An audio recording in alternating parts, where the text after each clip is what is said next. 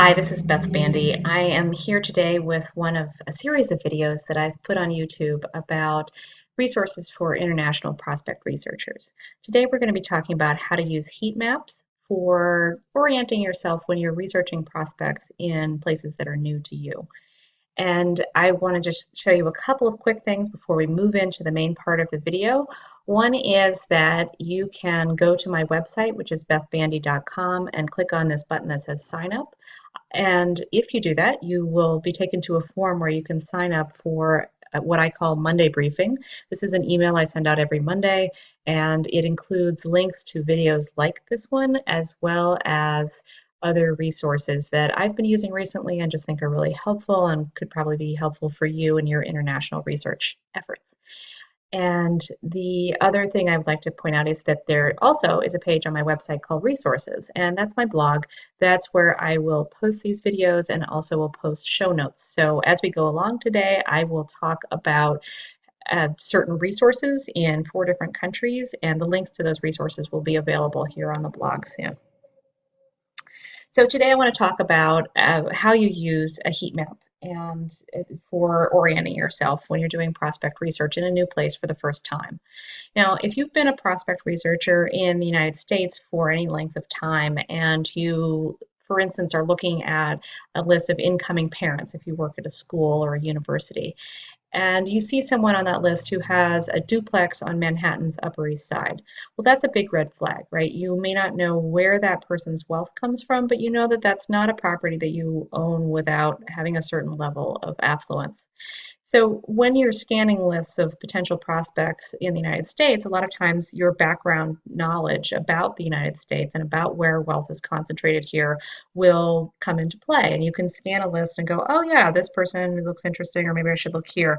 But when you shift to doing international research, and particularly when you're looking at countries with which you've never done, not familiar, places where you've never done research before, you will lack that context. And so what I'm going to show you today is how you can use heat maps to sort of fill in the gaps for yourself quickly, and you can then scan a list of prospects who are in a particular country and compare where they live to what the heat maps are showing you to get a sense very quickly of where people live and how that might relate to where affluence is sort of concentrated in that particular place. Today we're going to look at 4 different maps. One is in Mumbai in India, one is in Mexico City, one is in Singapore, and the other is in Seoul, South Korea. Now, I will also talk to you about, at the very end, about how you find maps in other places, and I will include the notes about that here on the resources page on my website. So the first map I want to show you is this one. It is prepared by a company called Housing.com. This is a website in India that provides real estate listings and also has a lot of data about real estate trends. And so you can go here to look at different places around India. In this case, I have Mumbai selected, but I could also look at a number of other cities in the country. I have also selected I want to see data by purchase price or by sale price. So I'm looking at buy versus rent. And I'm looking here at the end at price per square foot. You can also search price per bedroom. So if you know someone has a 3-bedroom house, you could look it up that way. But I'm leaving it at price per square foot because I wanted to show you that this is the way you will find many property listings in countries around the world.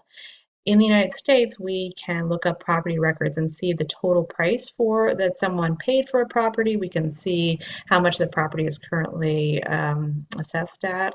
But that is kind of rare. In a lot of other countries around the world, what you're going to be seeing is how big a property is and what the price is per square foot. And you're going to have to do the math yourself. It's not particularly difficult, but it is different than what we have here in the US. So what you see here on this heat map is the city of Mumbai, and as you mouse over, you can see different areas of the city, and they will show you these little balloons pop up that show you the general price range in this case in rupees, but per square foot. And it's important to know that each of these maps I show you are giving you price per square foot or price per square meter, depending on where you are, in the local currency. So in this case, the rupee symbol is right there. You can see it. In other places, the next map we look at, I don't believe it's actually giving you the currency, but you need to be aware of the fact that the maps are country specific and will be using the local currency. So you'll need to do a currency conversion as well to get a sense of what this might be worth in dollars. So as you zoom in here on this map, you'll see that the colors become more distinct and you get quite a bit of detail. You can see some of the underlying streets here. So if you know where someone lives, but you might want to pull up a Google map and have that side by side with this one so you can kind of make sure you're looking at the right part of the city. Use some of these major streets as sort of orientation points for yourself. This map also has some icons you can click on, so if you want to see some photographs of an area or get additional information, you can do that as well. And so as you zoom around, you can see distinctly that the places that are in this dark red are the places where the real estate prices are the highest. And so you can kind of compare that with your list and map out, say, if you had a spreadsheet of all of the places where your prospects or incoming parents or whoever it might be live in Mumbai, you could compare that map to this heat map and say, oh, okay, there's folks are really concentrated in this part of the city or down here. Those might be the ones we want to look at first. So this is an example from India. It's a great one. Again, links will be on the show notes, which will be on my blog. The next one I want to show you is in Mexico City. This one is in Spanish, so this is a good thing to know that a lot of the heat maps you're looking for will not necessarily be in English. They will be in the local language. So when you are looking for a heat map, and so I'm going to show you 4 here, but say you have a prospect in a 5th country and the language that's spoken in that country is not English, then you're going to need to find a heat map, but probably searching for it in the local language. So the first thing you can do whenever you're looking for a new heat map is just do a general Google search for heat map in quotes and then the name of the city or the country where your prospect lives. If that doesn't turn up something, you can do the same search, but try it in the local language. And if you don't know what the word is for heat map, just go to translate.google.com, plug in heat map, and try to find the corresponding term in the appropriate language, and then do your search over again with that term. Now, if that doesn't work, another thing you can try, instead of looking for heat map, you can also search for terms like real estate trends or property trends. And again, try that in English, also try it in the local language. So here's one in Mexico City. As you can see, I've zoomed in quite a ways. I can see in some of these places some of the underlying streets. That's helpful. And as I mouse over, a little rectangle pops up that gives me the area of the city we're looking at, and then also the price per square meter. And in this case, this is the one where I was saying it doesn't show you the currency on here, but we're looking at pesos. This is in Mexico, so this is the local currency. So again, you're going to have to not only multiply this number here, the price per square meter, by the number of meters for a particular property in order to calculate its value, but then that value will be in pesos, and then you'll have to convert that into US dollars. So this is a great resource, and it covers Mexico, the entire country, but I'm zooming in on Mexico City. Here's another heat map that's covering Singapore. Now, this is not necessarily as glossy as the last 2 we just looked at, but it covers the same type of material. In this case, you have options to look at different types of real estate data. I'm looking at condos. If you do any research on real estate in Singapore, you'll see that there are tons and tons of condos. This is a very common form of real estate that you'll be researching. And so I've selected that, and then price over 90 days is their general term. So they're showing you recent property transaction values here. You also can look at transaction volume, but that's for people doing a different type of real estate research, not really for prospect research. And then here on the right-hand side of the screen, you'll see a bar that allows you to see how, as the colors change on the heat map, how those colors correspond with values.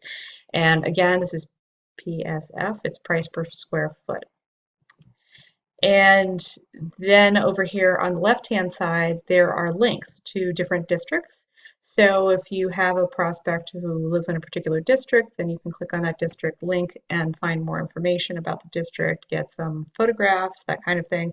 All of that can provide some really helpful background information for your research. Now, the last website I want to show you is in South Korea. This website is another property listing site, and they are not doing so much of a heat map where it's not color coded, but it's kind of providing the same type of information where each of the neighborhoods, or it depends on how far out you zoom. So if you zoom out, it will show you, do this as we move along here. The farther out you show, the more data blobs it shows, these little orange dots that show how much property is worth in a particular neighborhood. As you zoom in, you go the other way, then you will start to see property values for more specific, narrower sets of geographic areas. So I want to show you this because even though it's not really a heat map, it kind of serves the same purpose where we're seeing real estate values for a particular area. And in this case, the map itself is in Korean, and then you'll see that these orangish ovals have details that are in English, and that is because I have this page set up to automatically translate with Google Translate, and I wanted to do that so that you could see what these numbers mean, what they, that's a billion and it's in Korean won. But if I didn't have the translation feature on, you would just be seeing this in Korean. So again, this is a source of real estate information that serves the same function as the other maps we just looked at, but it is in Korean, and if you didn't know that it existed, then you would have to look for it and find it in Korean, because they're really, normally, when you're not doing a property, when you're not doing an automatic translation of the page, there wouldn't be any English words on this page at all, and you wouldn't be able to find it just searching in English.